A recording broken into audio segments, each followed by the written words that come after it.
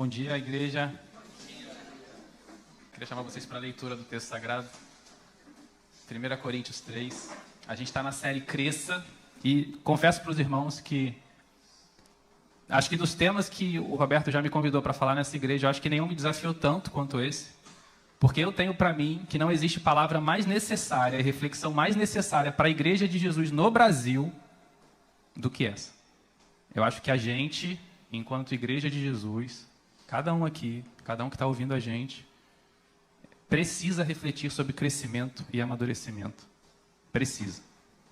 Nós, individualmente falando, não o outro. Eu preciso, você precisa, os outros também precisam. Então, eu queria chamar você para a leitura do texto sagrado, 1 Coríntios 3. Essa é uma carta que Paulo escreve para a igreja de Corinto, uma cidade chamada Corinto. Ele escreve essa carta na terceira viagem missionária dele, para uma igreja que ele plantou na segunda viagem missionária dele. Isso é relatado no livro de Atos, que foi escrito por Lucas. Então, quando a gente lê essa carta, eu quero que você tenha isso em mente. Paulo está escrevendo ali mais ou menos por volta do ano 55 depois de Cristo, na terceira viagem missionária dele, para uma igreja que ele plantou e que ele ficou mais ou menos 18 meses ali. E aí ele ouviu, por carta, uma mensagem de WhatsApp na época, da família de Chloe, ou Chloé, você vai ler isso no primeiro capítulo de Coríntios, 1 Coríntios, que ele ouviu falar da família de Chloé que a igreja estava precisando de uma orientação mais calcada no Evangelho. E aí ele escreve essa carta. Tá? Nesse período que ele saiu, quem ficou ali foi Apolo, um judeu de Alexandria, que se converteu, era discípulo de Jesus por meio de Priscila e Áquila, que se converteu ao Evangelho. E esse texto aqui fala desse contexto pós-plantação dessa igreja em Corinto por Paulo, em que Apolo ficou lá, conduzindo a igreja na ausência dele. Vamos ao texto. Irmãos, não lhes pude falar como a espirituais, mas como a carnais, como a crianças em Cristo. Dei-lhes leite e não alimento sólido, pois vocês não estavam em condições de recebê-lo. De fato, vocês ainda não estão em condições, porque ainda são carnais. Porque, visto que há inveja e divisão entre vocês, não estão sendo carnais e agindo como mundanos? Pois quando alguém diz, eu sou de Paulo, e outro diz, eu sou de Apolo, não estão sendo mundanos? Afinal de contas, quem é Apolo? Quem é Paulo? Apenas servos por meio dos quais vocês vieram a crer, conforme o ministério que o Senhor atribuiu a cada um. Eu plantei, Apolo regou, mas Deus é quem fazia crescer. De modo que nem o que planta e nem o que rega são alguma coisa, mas unicamente Deus que efetua o crescimento. O que planta e o que rega têm um só propósito, e cada um será recompensado de acordo com o seu próprio trabalho. Pois nós somos cooperadores de Deus. Vocês são lavoura de Deus e edifício de Deus. Conforme a graça de Deus que me foi concedida, eu, como sábio construtor, lancei o alicerce, e outro está construindo sobre ele. Contudo, veja cada um como constrói, porque ninguém pode colocar outro alicerce além do que já está posto, que é Jesus Cristo. Versículo 12. Se alguém constrói sobre esse alicerce, usando ouro, prata, pedras preciosas, madeira, feno ou palha, sua obra será mostrada, porque o dia a trará a luz, pois será revelada pelo fogo que provará a qualidade da obra de cada um. Se o que alguém construiu permanecer, esse receberá recompensa. Se o que alguém construiu se queimar, esse sofrerá prejuízo. Contudo, será salvo como alguém que escapa através do fogo. Vocês não sabem que são santuário de Deus e que o Espírito de Deus habita em vocês? Se alguém destruir o santuário de Deus, Deus o destruirá, pois o santuário de Deus, que são vocês, é sagrado. Não se enganem. Se algum de vocês pensa que é sábio segundo os padrões desta era, deve tornar-se louco para que se torne sábio. Porque a sabedoria deste mundo é loucura aos olhos de Deus, pois está escrito, ele apanha os sábios na astúcia deles. E também, o Senhor conhece os pensamentos dos sábios e sabe como são fúteis. Portanto, ninguém se glorie em homens, porque todas as coisas são de vocês. Seja Paulo, seja Apolo, seja Pedro, seja o mundo, a vida, a morte, o presente ou o futuro. Tudo é de vocês. E vocês são de Cristo e Cristo de Deus. Amém. Vamos orar? Pai amado, obrigado pelo teu texto, obrigado pela tua palavra. Te pedimos que o teu Espírito Santo fale os nossos corações nessa manhã e nos ajude nessa jornada do crescimento, do amadurecimento em Ti. Em nome de Jesus. Amém. Rebeca, eu, Belinha e Gigi chegamos na Plena em torno de 4 anos. Mais ou menos. Ali 2020, 2021, foi quando a gente chegou aqui. E eu lembro muito bem que as minhas filhas, quando chegaram, a Belinha, ela se comportava de um jeito, já começou a ficar na salinha, a gente ficava na salinha com ela.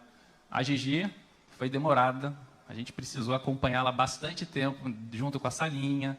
Hoje, as duas dão as mãos e saem andando para ir para a salinha sozinha. Por que eu estou começando a nossa reflexão com essa analogia?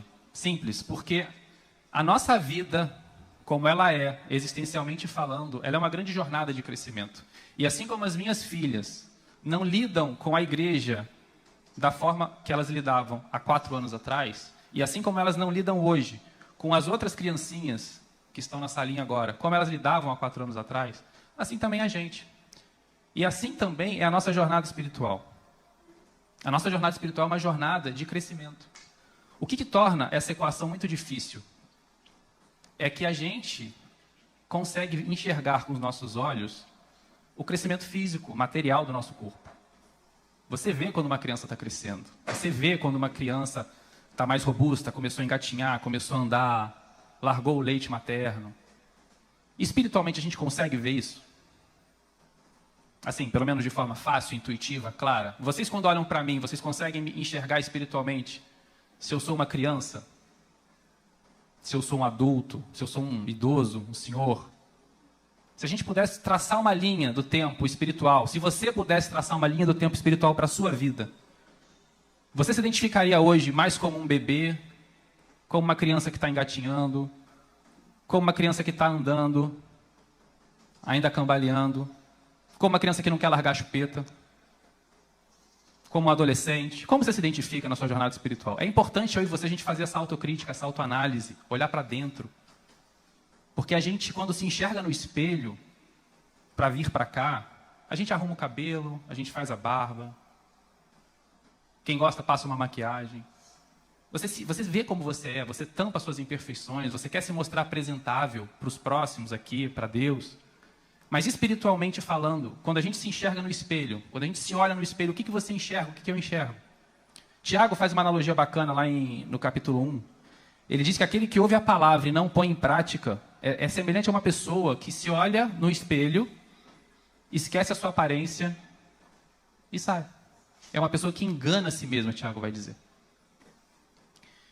E, gente, a gente está num... Por que eu disse no início da mensagem que eu acho que não tem mensagem mais necessária para a gente nos dias de hoje? Porque uma coisa que entristece o meu coração é ver o movimento da igreja evangélica. Eu vou falar do Brasil, que é a realidade que eu conheço mais. Me entristece o coração ver igrejas e líderes espirituais, muito entre aspas, mais preocupados com o crescimento da igreja do que com o crescimento das ovelhas. Isso me incomoda muito. Você vê fórmulas, ajuntamentos, projetos, metodologias de crescimento da instituição.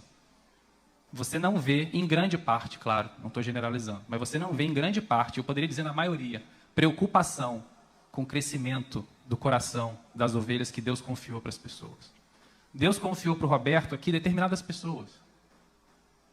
Deus confiou para mim determinadas pessoas. Deus confiou para você também determinadas pessoas. O que nós temos feito com as pessoas que Ele nos confiou? Somos todas ovelhas de Deus. Óbvio que a gente tem um pastor aqui nessa igreja, que é o líder espiritual que Deus colocou aqui para conduzir cada uma, para aproximar cada uma, na jornada da caminhada e do crescimento, do amadurecimento de cada um com Jesus. Mas nós também temos as nossas interações e pessoas que Deus coloca na nossa confiança. O que a gente tem feito com isso? E o que me entristece é ver que a gente tem muito pastor de mentira, tem muito crente de mentira. E olha, eu corro o risco de ser muito mal interpretado no que eu estou falando. Eu queria que você tentasse não me julgar de cara. Porque quando eu falo pastor de mentira, eu não estou me colocando no lugar de verdade.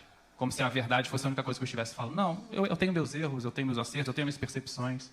Mas à luz da palavra de Deus, pastor de verdade e crente de verdade, para a gente não focar só na figura do pastor, do líder espiritual, não é esse o objetivo. São pessoas que se preocupam com o crescimento e com o amadurecimento daqueles que Deus coloca sob a sua confiança. E aí não é à toa que no mundo eclesiástico que a gente vive um grande show. Né? É qual igreja que atrai mais, qual igreja tem a nova atração, qual tem a última novidade, e o que está chamando a atenção das pessoas para migrarem de uma realidade eclesiástica para outra. E aí o show, gente, não pode acabar, né? Porque se a atração acaba, o show acaba. E aí, como o show nunca pode acabar, o show da fé continua. E sempre tem que ter uma nova atração, uma nova novidade. E eu fico me perguntando se Jesus, quando encontrar com a gente, porque, aliás, é o que a gente quer, né? Que um dia Jesus se encontre com a gente, assim, frente a frente, tete a tete. Se ele vai perguntar para mim e para você o quanto a nossa igreja cresceu, ou o quanto o nosso pequeno grupo cresceu na nossa casa. E aí, bombou lá? Foi muita gente? Ou será que Jesus vai perguntar, Fernando, o que você fez com as pessoas que eu te confiei? Antônio, o que você vai fazer com as pessoas que eu te confiei? Marta, o que você vai fazer com as pessoas que eu te confiei? Quantidade não é crescimento. Aumento não é crescimento. Crescimento está ligado a amadurecimento. Então, gente, o objetivo dessa fala de hoje, dessa reflexão de hoje, é que eu e você, a gente possa sair daqui sem julgar o próximo, porque isso é um antônimo de amadurecimento, isso é o total oposto de crescimento. Quanto mais a gente cresce, quanto mais a gente amadurece, mais a gente se enxerga no espelho e a gente se sente incapaz de apontar o dedo para o próximo. O objetivo dessa palavra de hoje é que eu possa me olhar no espelho, você possa se olhar no espelho e falar, onde é que eu me encontro nessa jornada do caminho da maturidade cristã? Em que fase que eu estou? Eu sou um bebê, eu sou um adolescente, eu sou uma criança que está querendo andar, mas não largou a chupeta? Eu estou velho e cansado demais, eu sou um ancião. Onde é que a gente está? Onde eu preciso crescer? O que eu preciso amadurecer?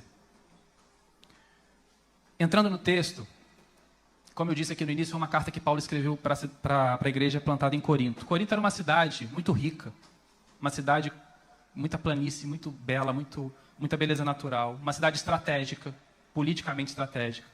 Uma igreja que participou de guerras por muito tempo e se sagrou vitoriosa. Era uma igreja que tinha um porto famoso, por onde circulavam muitas pessoas, indo e vindo.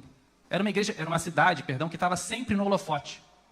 Sempre no holofote. Poderia ser o Rio de Janeiro. Paulo poderia estar escrevendo uma carta para a igreja da cidade do Rio de Janeiro. E essa cidade, pelo próprio contexto social dela, estava acostumada com novidades. Estava acostumada com o novo. Por quê? Porque é isso, era uma cidade cosmopolita. E Paulo, quando fala várias coisas que a gente leu aqui hoje, ele fala coisas muito profundas, né? Daria para explorar cada versículo aqui longamente. Mas quando ele fala do alicerce, ele está falando justamente isso. Olha, o alicerce é Cristo.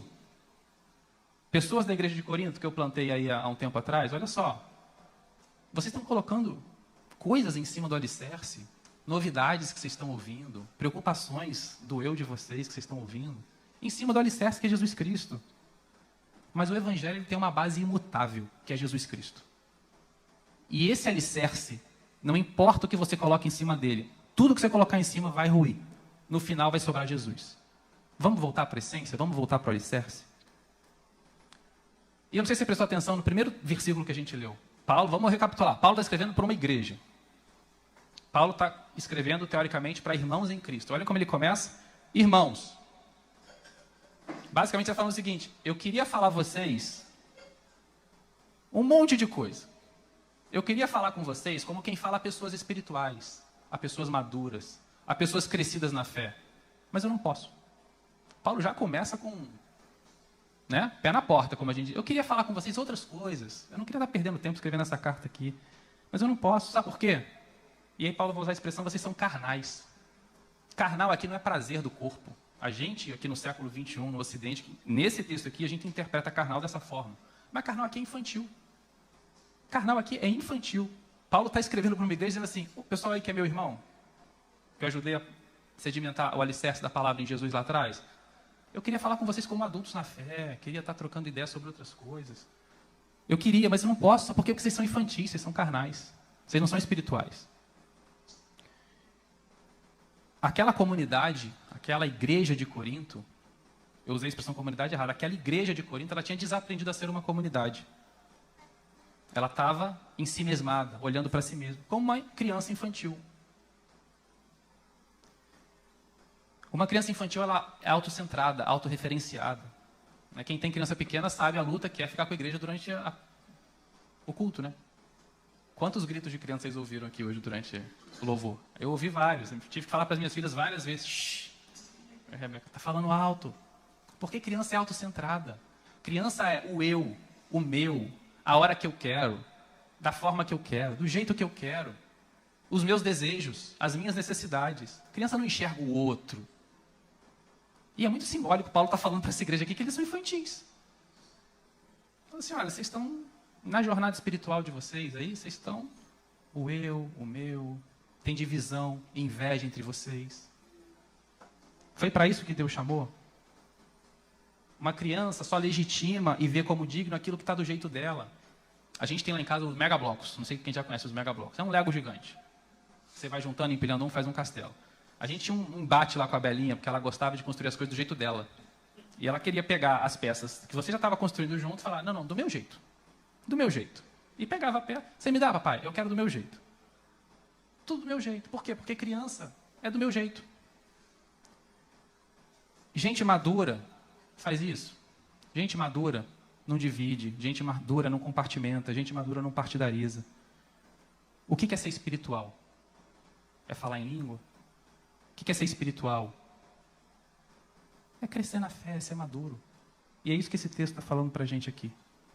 E a gente é espiritual no chão da história. Como é que a gente trata o nosso próximo, a pessoa que Deus coloca na nossa frente, as pessoas que Deus me confiou? É aí que a gente mostra que a gente é maduro. Então, meus irmãos, esse texto fala muitas coisas, mas eu queria caminhar com vocês nesses aprendizados do que pode significar uma jornada de crescimento e de amadurecimento espiritual para a gente. Primeira coisa que eu queria trazer para a gente refletir é que ser cristão não é algo estático. O crescimento ele faz parte natural. Deus é que dá o crescimento, diz aqui o texto que a gente leu. As coisas crescem. Eu não estou fazendo nada para as minhas filhas crescerem, além do trivial. Rebeca não está fazendo nada além do trivial para elas crescerem. A gente está dando amor, carinho, alimento, ensino, e elas estão crescendo.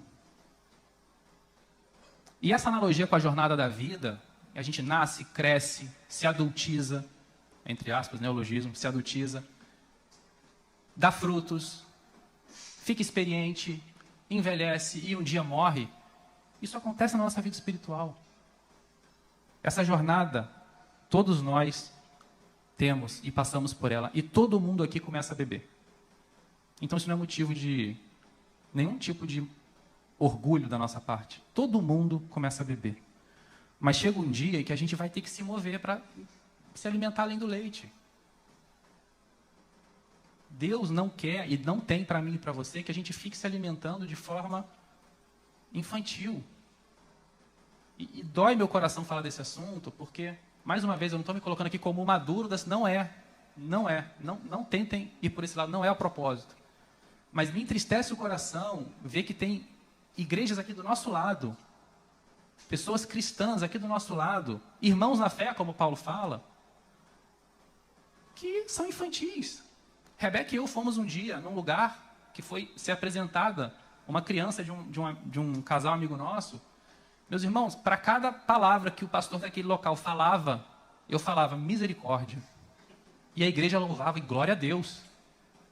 Uníssona. Eu falava, peraí, ou eu estou muito errado, ou o pessoal aqui está muito errado. E eu estou em minoria, então isso me coloca em desvantagem, né? Porque o ônus acho que é maior. E aquilo me fez refletir. Porque eu acho que um dos sinais da nossa caminhada com Cristo é a gente olhar para dentro disso e falar, vem cá, eu estou certo ou eu estou errado no que eu estou fazendo? E o que eu vejo dos irmãos com que eu convivo, gente, grande parte, a maioria está muito certo do que está fazendo. A maioria está muito certo do que está fazendo. E eu tenho para mim que quanto mais a gente caminha com Cristo, mais a gente tem dúvida, sabe? Não é falta de fé, não é isso. Até porque o oposto de fé não é dúvida, né? Mas eu acho que quanto mais a gente caminha perto do Senhor, a gente começa a ter algumas dúvidas, sim. Inclusive a nosso respeito. Fala assim, peraí, o que eu acreditava tanto tempo atrás faz sentido agora? E a gente pode aplicar. Quando eu acho muito rico aqui, eu corro de me perder com vocês hoje, porque eu acho esse tema muito rico. Mas eu lembro, por exemplo, quando eu era jovem, o pastor que tinha um grande trabalho de jovens lá, ele usava um exemplo. Ele dizia assim, e diante daquele exemplo, todo mundo costumava se identificar e ter um ato de concordância com a palavra e aceitar o que a gente chama de apelo, né?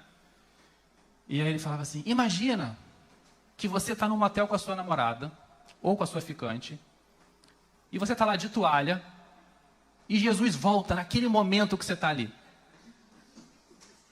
Concorda que é um exemplo, né? Tipo assim, fala assim, caraca, é verdade. É um exemplo que carrega a gente, não carrega? Caraca, o que eu ia fazer se eu tivesse numa situação dessa? Não queria que Jesus me visse de toalha, não. E aí ele concluía. Se Jesus te visse de toalha, cara, acabou tudo, a casa caiu, amigo. Então não faça isso. Isso fazia sentido para mim naquela época? Fazia. Assim como um cercadinho de um bebê, faz sentido para um bebê. Por quê? Porque aquilo dá segurança para ele, aquilo não deixa ele cair, se acidentar, se machucar. Isso faz sentido para mim hoje? Cara, nenhum. Nenhum. Porque pela caminhada e crescimento que Deus está me permitindo viver, e está permitindo a cada um de vocês aqui viver, se Jesus aparece e eu estou numa situação dessa, eu não vou estar. Tá? Mas se eu estivesse, e se você estivesse, o que a gente ia olhar era falar assim, Jesus, obrigado porque você me salvou. Porque mesmo sendo um pecador, porque mesmo sendo falho, porque mesmo me chafurdando na lama do meu próprio pecado, é você que me salva. Isso me traz muito mais responsabilidade do que dizer que eu não posso fazer isso, porque senão Jesus aparece e eu estou no inferno. Não é isso. Não é isso.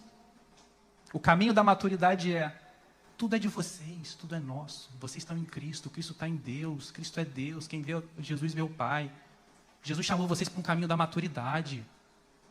Eu vou ficar ameaçando aqui as pessoas, não faça isso, senão você perde o selo da salvação. Não, o selo da salvação está tatuado em mim, está em você, nada tira. Não tem profundidade, não tem altura, não tem morte, não tem vida.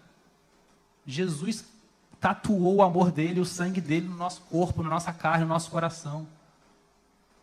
Isso vai me fazer viver de uma forma, libertina? Pelo contrário, isso vai me fazer querer ficar cada vez mais perto dele. Mas volto a dizer, aquilo para aquele momento fez sentido. Para mim, para um monte de gente. Quando a gente olha para o nosso passado, o que a gente vê? Quando a gente olha para o nosso presente, o que você vê? Recentemente, minha irmã teve 2 filhinhas gêmeas. Nasceram no dia 21 de março. Aquele espaço no útero dela dava sentido para elas e segurança, é o que permitiu elas viverem quase 40 semanas. Em determinado momento, elas tiveram que romper aquele espaço. Em determinado momento, elas tiveram que sair para outro tipo de vida, para a vida aqui fora. A nossa jornada espiritual é muito assim. Assim como as minhas novas sobrinhas, Betina e Manuela, não pediram para nascer, e o nascimento, o poder do nascimento não estava na mão delas, e o poder do crescimento no útero da minha irmã não estava na mão delas, na nossa vida o nosso nascimento também não está na nossa mão, o nosso nascimento espiritual. Eu nasci por obra e graça de Jesus Cristo, você nasceu espiritualmente por obra e graça de Jesus Cristo. Se você nasceu de novo, se eu nasci de novo, é por obra e graça de Jesus Cristo, não está na nossa mão. Agora, quais úteros divinos a gente está aí rompendo nas nossas fases de crescimento? Ou será que eu estou vivendo no mesmo útero que eu estava lá atrás? Será que foi para isso que Jesus chamou a gente? Eu tenho certeza que não, meus irmãos. Jesus não chamou a gente para a mesmice da infantilidade. No início é normal, a gente precisa de ajuda. Quando eu falei, todo mundo aqui começa a beber, todo mundo aqui começa a criança. E no início, a gente precisa de muita ajuda. O que acontece com uma criança se você não dá instrução para ela? Se você não colocar limites? Se você não disser, fala baixo, está atrapalhando o culto. E, infelizmente, é justamente nessa infância espiritual que muitas igrejas e muitos falsos líderes espirituais se aproveitam da infância genuína e das dúvidas genuínas das pessoas que estão nascendo na fé para colocar limites errados, ensinar um evangelho que não é evangelho genuíno. Não é à toa que sai tanta gente ferida, tanta gente machucada. E quando a gente é criança espiritual, quem nunca se identificou aqui, né? Quem não se identificar, que atire a primeira pedra. A gente acha que quem está na igreja é todo mundo bonzinho.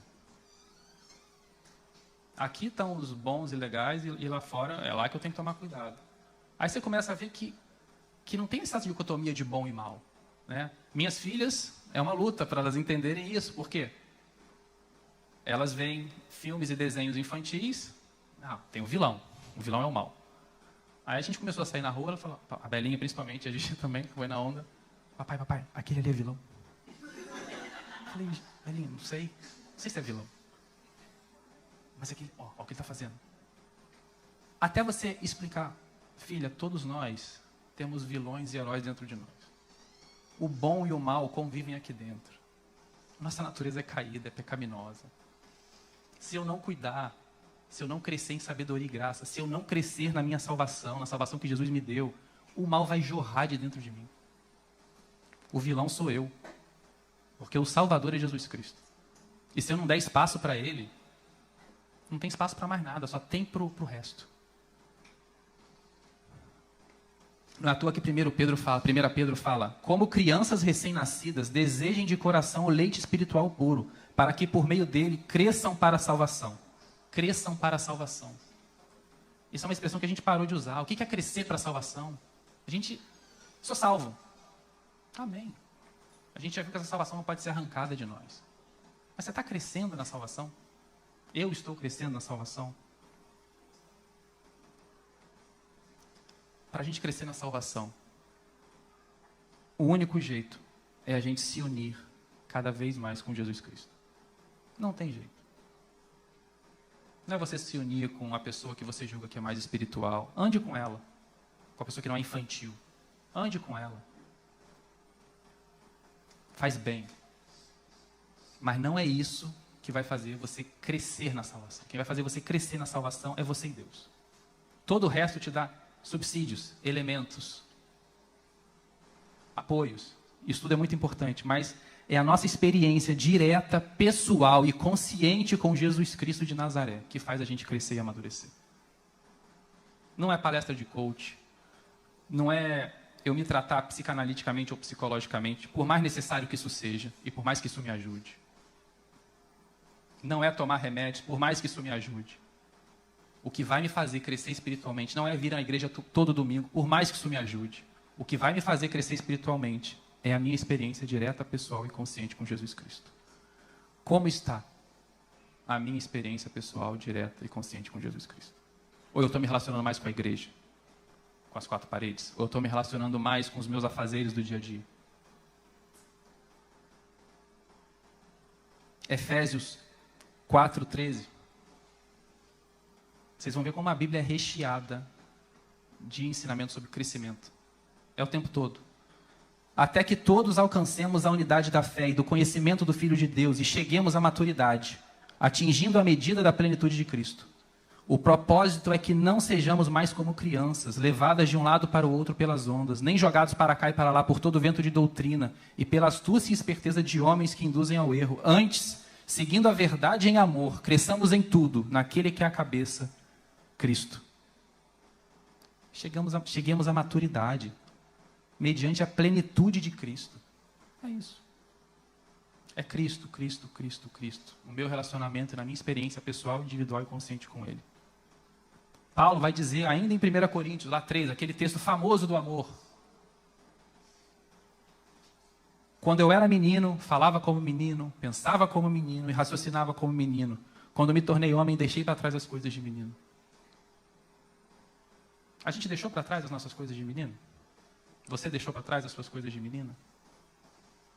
Evangelho, meus irmãos, não é uma série de crenças. Não é uma série de comandos éticos. Não é uma experiência mística a qual eu me apego, perdão. Evangelho não é nada disso, não é nirvana espiritual. Evangelho é Jesus. Evangelho é conhecer Jesus.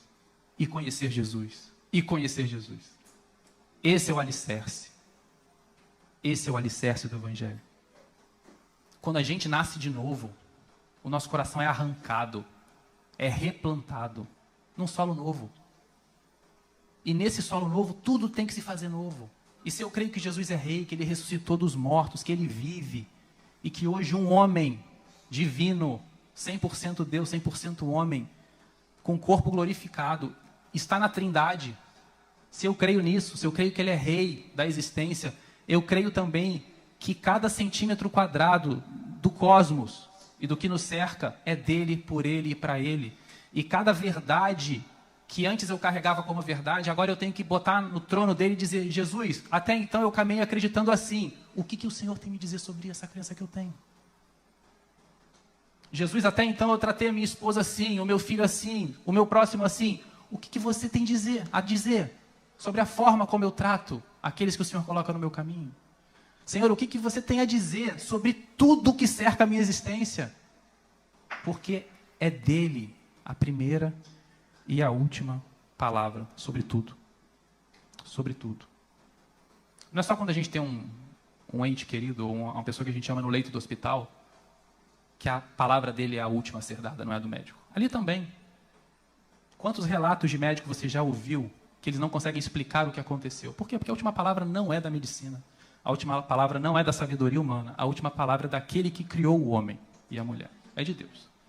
Isso serve também para a nossa jornada de crescimento. Isso serve também para a realidade que nos cerca. Qual é a primeira e a última palavra que Jesus tem a dizer? Ele que é o alfa e o ômega, o princípio e o fim. O que ele tem a dizer sobre cada realidade da nossa existência? O que ele tem a dizer sobre as minhas certezas, enquanto Fernando? O que ele tem a dizer? Eu sou cheio de convicção, cheio de certeza, cheio de julgamentos. O que Jesus tem a dizer sobre o que eu penso? Sobre o que me dá segurança? Ou será que eu tenho medo de perguntar para Jesus: Jesus, o que você pensa a respeito do que me dá segurança? Porque isso mexe com a gente, isso tira o nosso chão. E eu acho, gente, que quando a gente caminha para essa jornada de amadurecimento espiritual, uma das coisas que a gente aprende é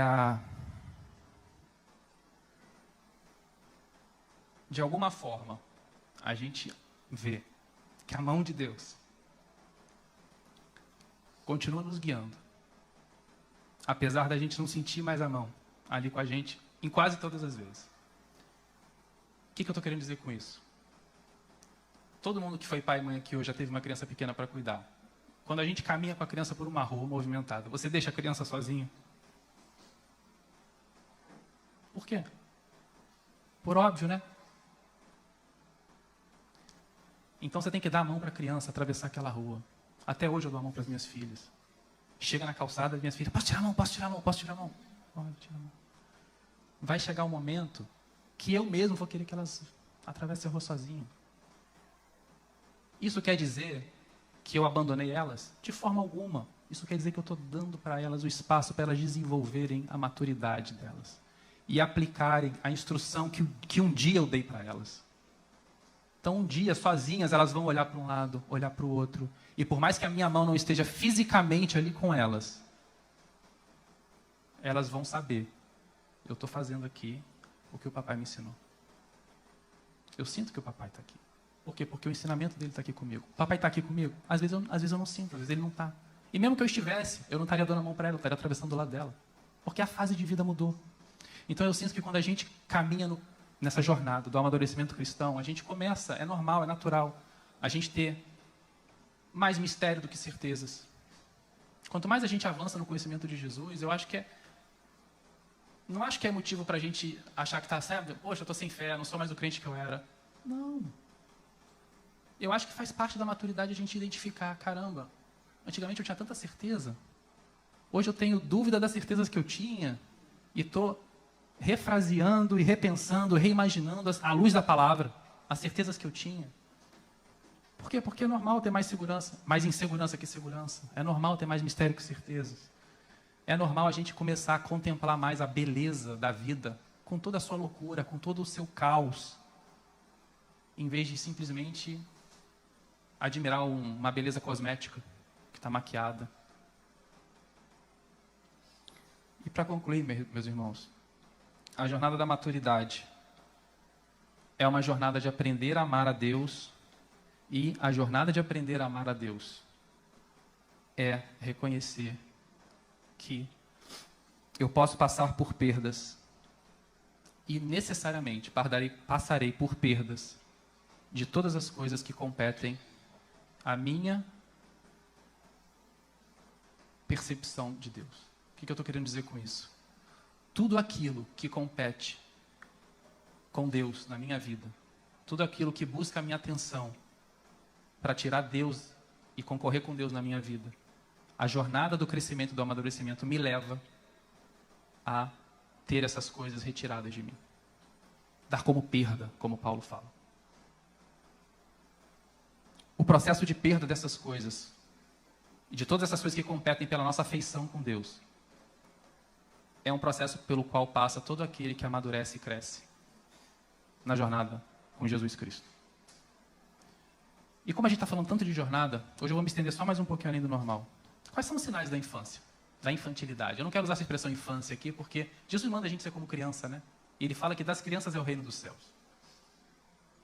Então o que a gente está falando aqui não é da infância propriamente dita, é da infantilidade de crianças em Cristo. Dessa permanência da infantilidade para pessoas que já deveriam ter crescido. Eu pensei nas minhas filhas, que são a experiência mais próxima que eu tenho, e mais atual de infância. Eu tentei pescar alguns elementos que são muito simbólicos para a gente avaliar a nossa jornada espiritual. Eu queria que você tivesse essa reflexão aí, você consigo mesmo, com o Espírito Santo falando no seu coração. Primeiro, crianças são instáveis quando são frustradas. Teve frustração, pode contar que vai ter instabilidade. Não é à toa que tem tanto choro aqui no início do culto? Claro, porque os pais estão... Opa, não, isso não. Com amor, né? Não, isso não. Vem cá. E os pais até se usam dessa estabilidade, né? Porque às vezes começa um berreiro, não sei o que o pai fala para apelar. Quer um sorvete? Quer uma bala? Por quê? Porque a criança muda de um polo para o outro, assim, não... Estou frustrado, não sei o quê. Por quê? Meu desejo, meus sentimentos, minhas vontades. Fui frustrada, tal caos. Apocalipse na terra, com a criança chorando, não para de chorar. O que você faz? Uma bala. Pronto, a criança vai para outro polo. Uma bala. Meus desejos, minhas vontades. Mudou a atenção. As crianças são estáveis quando frustradas. O quanto eu e você temos mudado de direção quando somos frustrados? Que tipo de novidades você e eu temos buscado porque fomos frustrados? Outro ponto, crianças são centradas em si mesmas. Geralmente elas gostam de se exibir. Geralmente elas querem que tudo gire em torno delas. O quanto eu e você somos centrados em nós mesmos?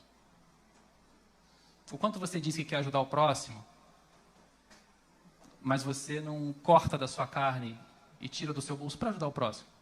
O quanto eu faço isso também? O quanto a gente é centrado na gente mesmo? Crianças são movidas por novidades. Você tem o exemplo aqui, né? Da bala. Por espetáculo. Por atrações novas.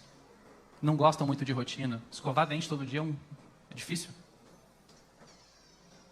Chegou um dia lá em casa que eu tive que falar com a Gigi assim: Gigi, tá bom, não quer escovar dente? O bichinho vai nascer na sua boca. Aí ela ligou o ar da responsabilidade, né? Falou: caramba, então, peraí, tem uma relação de causa e efeito aqui. Vai ter bichinho se eu não escovar? Tentando chamar ela para maturidade. Não é porque o papai manda. Não é porque a mamãe manda. É porque tem que escovar. É para a sua saúde, é para o seu bem. Criança não se concentra muito com permanência no mesmo assunto por muito tempo. O quanto você e eu somos movidos por novidades. Estou lançando aqui só para você deixar o Espírito Santo ministrar no seu coração e no meu. Criança tem dificuldade com pontos de vista que prevaleçam ao dela. Uma das minhas filhas está nessa fase. Um pouco precoce, eu acho, mas tá. Tudo que é diferente do que ela pensa é um pouco mais difícil da gente conversar. Dificuldade de ouvir. Quanto eu e você temos dificuldade de ouvir o diferente? Porque quando a gente tem dificuldade de ouvir, isso mostra pra gente que no fundo a gente gosta mais de falar. E quem gosta mais de falar, no fundo, tem a tentação e o desejo implícito de controlar relacionamentos.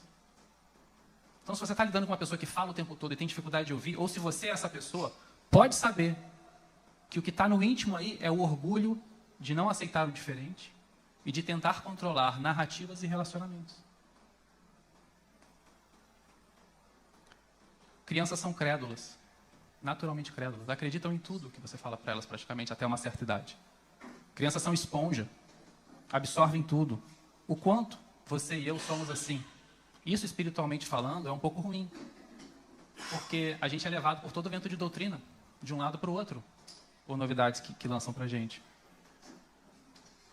E o último que eu botei aqui para a criança, para a gente refletir, é que Crianças, geralmente, numa certa fase da infância, da infantilidade delas, elas acham que sabem tudo e tem muito pouco a aprender.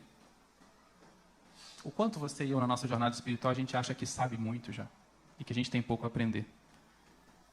Então, meus irmãos, como ovelhas que somos, não quer crescer e não quer aceitar o crescimento de Deus, a ovelha que procura a igreja, ou que procura irmãos, ou que procura comunidade de fé, como quem procura um canal no YouTube. Não quer crescer. Não quer crescer a ovelha que procura igreja, comunidade de fé e relacionamentos, como quem procura conta no Instagram de influência. Porque quem faz isso está procurando novidade. Está procurando vídeos atrativos, com flashes, com muitas cores. E não quer que você cresça, e não quer que eu cresça. A pessoa que trata você como eterno bebê espiritual. Irmão, isso aqui é pecado ou não é? Pastor, isso é pecado ou não é? Eu posso ir por aqui ou não posso? Esses líderes espirituais, que na verdade são líderes carnais, tentam controlar tudo o que você faz. Eles não suportam a liberdade e a responsabilidade que o Evangelho carrega. Por quê? Porque isso é uma forma de controle, isso é uma forma de domínio, isso é uma forma de alimentar a infantilidade da igreja evangélica brasileira, em grande parte. Graças à graça de Jesus, existem redutos saudáveis do Evangelho genuíno, ainda. E a nossa missão, a gente fazer esse verdadeiro Evangelho prosperar. E para concluir, desculpa, me alonguei demais hoje. Meus irmãos, a gente não está em período de eleição. Glória a Deus por isso. Mas a gente vai chegar. E eu não queria mesmo, assim, que a gente chegasse de novo e vivesse a mesma coisa que a gente viu, porque aquilo me entristeceu muito, assim, enquanto Igreja de Cristo. Nós somos 110 mil igrejas no Brasil. Você sabe o que isso representa? 110 mil igrejas. É coisa pra caramba. E esse dado não é 100%, deve ter mais. Segundo o último censo de 2010, eram em torno de 20, 30 milhões de evangélicos. Não foi feito outro tão acurado. Dizem que em 2020 deve ter chegado a 40 milhões de evangélicos. Isso é gente pra caramba. Mas desculpa, um monte de infantil. Um monte de crente infantil. E de novo, não me julga. Não é esse o intuito.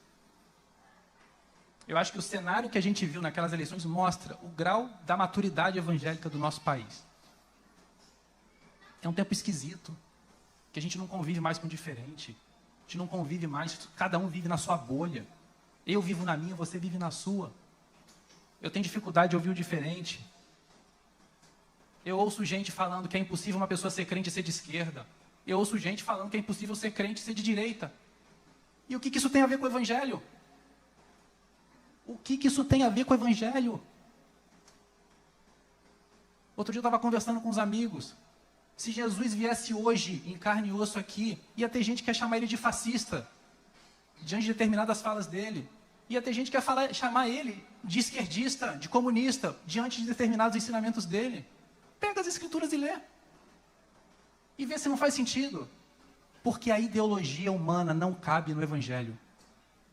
Você crê nisso? Ideologia humana não cabe no Evangelho. Isso dói? Claro que dói, porque isso está fazendo eu me confrontar com aquilo que eu tenho como certo, aquilo que eu julgo certo. Mas lembra que o tema da palavra de hoje é maturidade. E se eu quero crescer no caminho de maturidade, eu preciso olhar para dentro de mim e falar: Jesus Cristo, eu creio que você está vivo. A gente ceiou hoje aqui. A gente não está celebrando um Deus morto. Está celebrando um Jesus que vai voltar. E que todo olho vai ver, e que todo joelho vai se dobrar perante Ele. A gente não está idolatrando o homem, gente.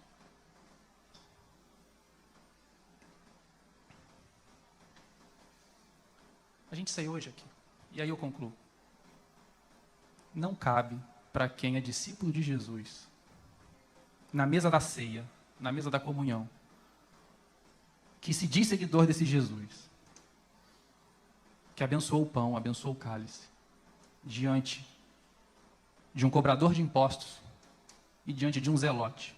Os dois na mesma mesa. Os dois na mesma mesa.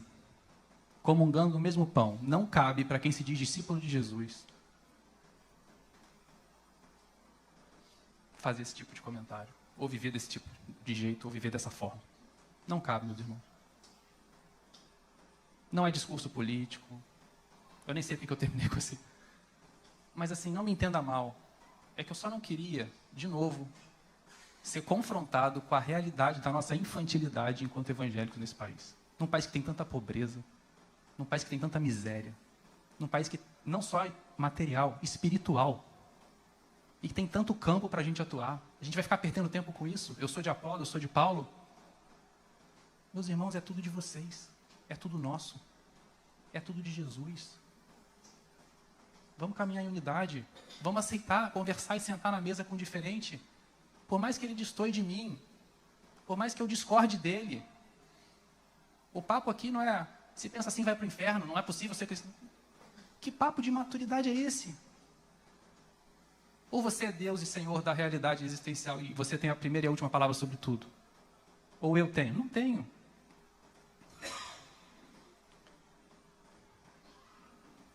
Enfim, meus irmãos, é isso que eu queria trazer para a reflexão. Que você possa se enxergar no espelho da sua jornada espiritual e dizer assim: Jesus, tem misericórdia de mim, me ajuda. Eu faço o mesmo. Eu estou com mais certeza ou com mais dúvidas na minha cabeça?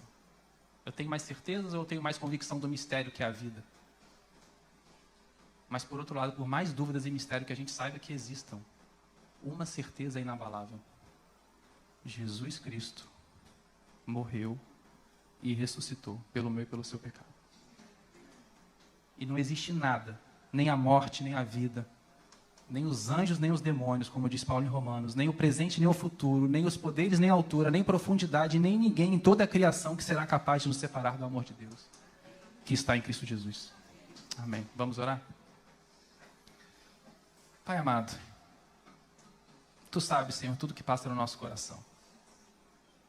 Pai, filtra no coração dos meus irmãos tudo que foi falado aqui nessa manhã, e se tem alguma coisa que não é Tua, Pai, queima como fogo. Mas aquilo que é Teu, que permaneça nos corações.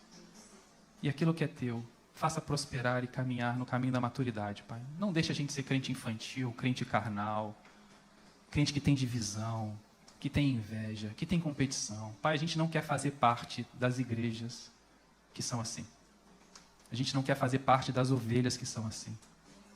A gente não quer fazer parte, Pai, porque a gente sabe que o nosso pastor, o nosso bom pastor, não é assim. O que ele nos ensinou foi o oposto. E ajuda a gente a caminhar com essa sabedoria, com essa convicção, com essa certeza de que não é a gente que tem a primeira e a última palavra de tudo. Não é a gente que é dono da gente mesmo. Pai, que a Tua graça comum está espalhada em tudo. E o Senhor pode fazer a Tua verdade brotar em diferentes pessoas, em diferentes posições. Pai, por outro lado, nos ajuda também a combater o que é maligno, a combater o que é ruim, a combater o que destoa da Tua palavra, mas a combater com graça, com amor, Pai. Abraçando o inimigo, como a Tua palavra fala, dando alimento para o nosso inimigo que tem fome, como a Tua palavra fala. Em nome de Jesus, Senhor, faz a mim e aos meus irmãos aqui nesta manhã, faz a gente se enxergar no espelho e olhar o nosso reflexo. E ajuda a gente a comparar o nosso reflexo com o Teu reflexo, Jesus, com a Tua imagem. E ver onde que a gente precisa mudar para que a gente se pareça mais contigo.